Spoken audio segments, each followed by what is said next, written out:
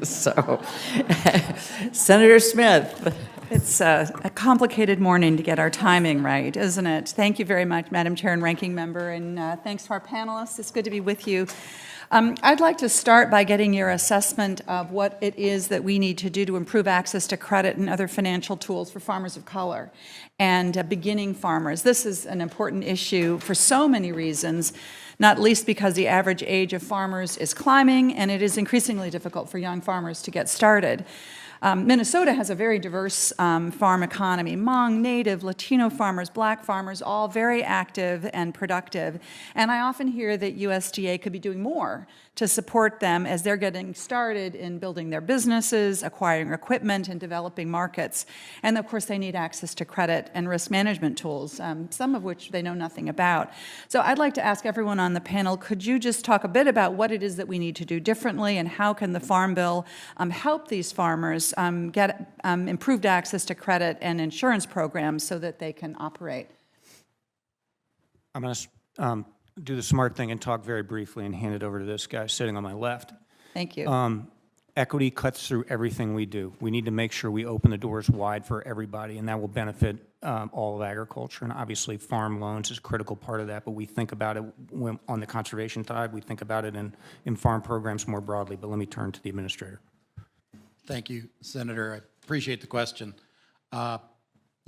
This is what I feel like I was brought to the agency for, is to help improve access to credit, especially to those underserved populations. It's what I've spent my life doing.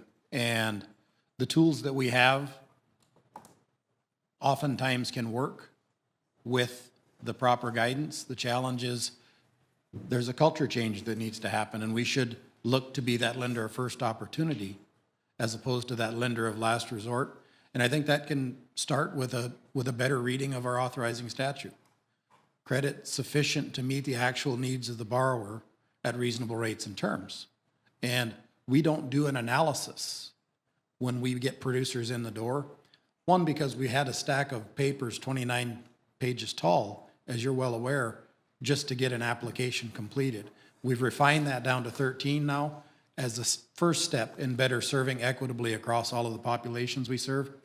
But the next step in that is to really take a look at that authorization that we have and contemplate what that test for credit is, because in many cases, our loan officers they feel like they have no choice but to tell that producer, you can go get credit over there, it's gonna cost you 5% more, but go get another job, and then you can make that work.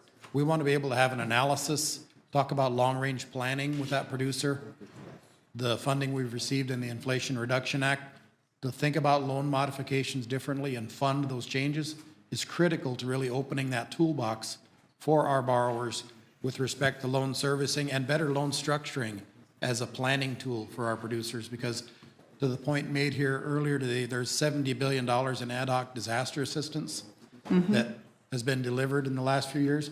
There's over $350 billion worth of farm income every single year for the last 10, and we've got to find ways to ensure that more of that circulates through the producer's balance sheet before it's taken out of that community.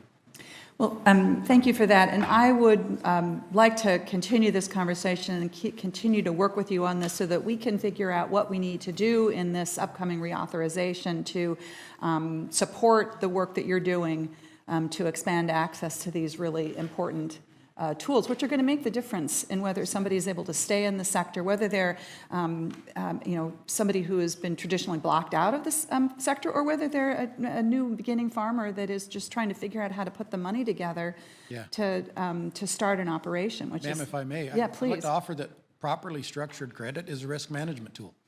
It lets that producer divert production income towards the needs if it's not all taken right back out of the operation. So welcome the conversation. Right. I just have a few seconds left. and I'm eager to hear the question from my good friend Senator Ernst.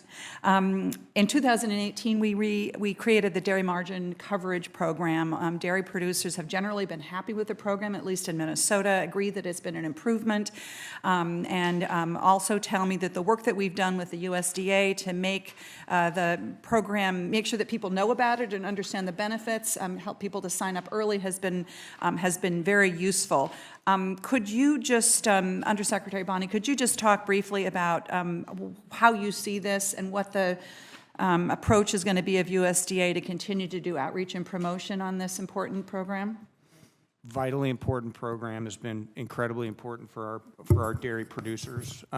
We've worked to update the costs of feed so that it actually works better for producers. So looking for ways that we can make sure that the margins are more accurate or more reflective of what's going down on the ground.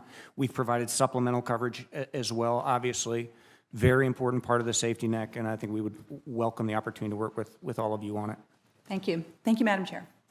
Thank you very much. And while Senator Grassi has joined us, I've asked him to allow his junior senator to go first. Senator Ernst has been waiting a long time, many times, and we appreciate Senator Grassi allowing Senator Ernst to proceed. Senator Ernst. Thank you. Thank you, Madam Chair and Ranking Member, and thanks for the witnesses for being here today. With the precision agriculture and innovative technologies that we see across the ag spectrum,